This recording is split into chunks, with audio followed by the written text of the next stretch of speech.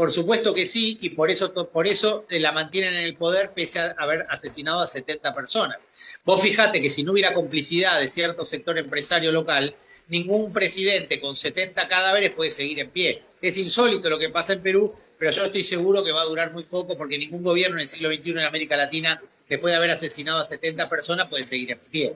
Lo que sí nos indican estas muertes es quién dio realmente el golpe de Estado en el Perú, ¿no? El abogado del expresidente Pedro Castillo, Guido Crocetto, envió un gran mensaje donde aseguró que el maestro Chotano nunca cometió algún delito, porque la rebelión implicó un alzamiento de armas, y eso jamás pasó, por lo que tampoco habría conspiración y menos flagrancia, porque para eso lo debían detener en el lugar mientras cometía el delito, y eso nunca pasó. Además, sostuvo que el procedimiento del Congreso fue irregular, y los congresistas chupasangre lo saben, por eso no quieren llamar a nuevas elecciones, pues solo fue un discurso que dio el presidente que ni siquiera califica como mensaje a la nación, y si no hubo delito, lo que corresponde es que Pedro Castillo sea restituido como presidente del Perú. Por supuesto que sí, es lo que pretendo hacer en el mes de abril.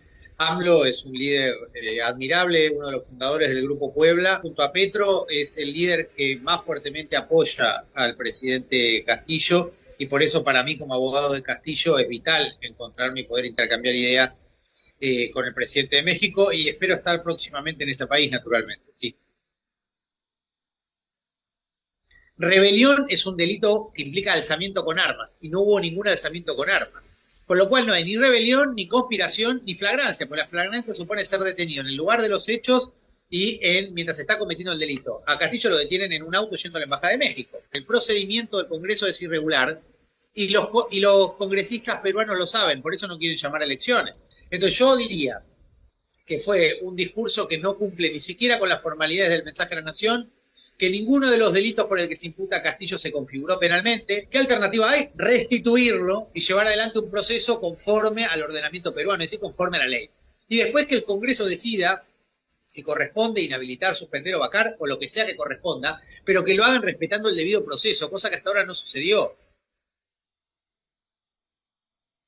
Creo que tiene que ver con el racismo que predomina en algunos sectores económicos y sociales concentrados del Perú, como en Bolivia pasó con el golpe contra Evo Morales.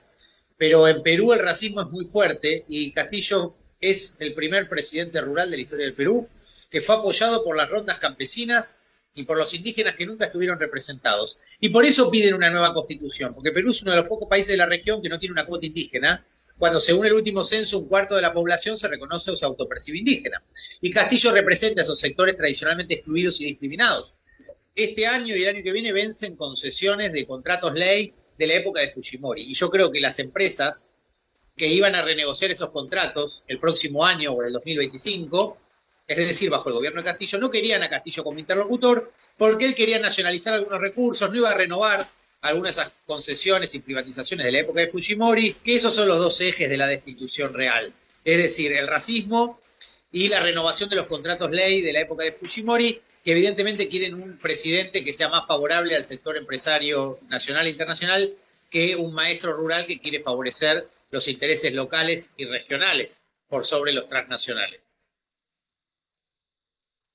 Por supuesto que sí, y por eso la mantienen en el poder pese a haber asesinado a 70 personas.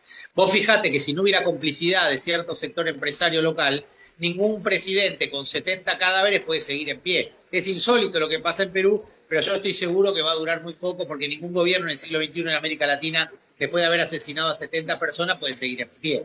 Lo que sí nos indican estas muertes es quién dio realmente el golpe de Estado en el Perú, ¿no? Él lo que pide es una nueva constitución. Fíjate que el Congreso peruano tiene el 6% de aprobación popular. Es muy antidemocrático lo que sucede en Perú. Un Claro, gobierno, un poder ejecutivo con asesinatos y un Congreso sin legitimidad. Naturalmente nosotros no le tenemos miedo a un gobierno que ya tiene 70 cadáveres y en algún momento van a tener que responder penalmente por estos delitos, ¿no? A Castillo se le han vulnerado los derechos mientras era presidente. Entonces yo me imagino que en la lectura de él estaba tan perseguido, tan hostigado por los medios desde el primer día, pero también por cierto poder judicial que fue, como en todo el resto de América Latina, el brazo de ciertos sectores que no ganan nunca democráticamente. ¿Viste cuando uno está tan desgastado por la injusticia, quiere dar un golpe de timón brusco?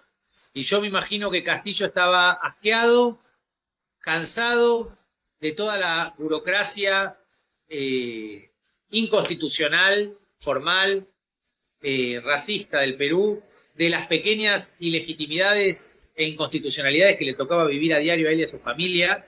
Ahora sí, yo creo que Castillo era plenamente consciente de lo que hacía y que era valioso, es valiosa la discusión que abrió, porque es la misma discusión que abrió Evo Morales en Bolivia.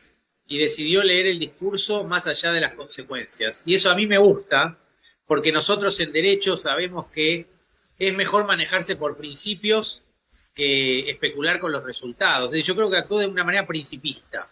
Él leyó ese discurso, estaba de acuerdo con esas ideas y se decidió asumir el costo. No murió nadie producto del discurso de Castillo, pero murió mucha gente producto del gobierno de Boluarte. Guido Crochatto cree que Pedro Castillo deberá ser restituido pronto, esto a pesar de la discriminación y el racismo en contra del maestro chotano, el mismo que al ser un presidente rural representaba a los indígenas y el pueblo que se sentían olvidados porque políticos corruptos nunca los representaron y le negaron una nueva constitución solo porque no les convenía a sus bolsillos. Son estos los mismos que estuvieron en contra del presidente Castillo porque quería renegociar los contratos ley para beneficiar a la población y no a las empresas transnacionales. ¿Y tú qué opinas de las declaraciones del abogado Guido Crochatto? ¿Crees que Pedro Castillo debe ser restituido en la presidencia de nuestro país? Déjanos tu opinión en los comentarios y comparte este video para ayudarnos a que esta información llegue a más personas.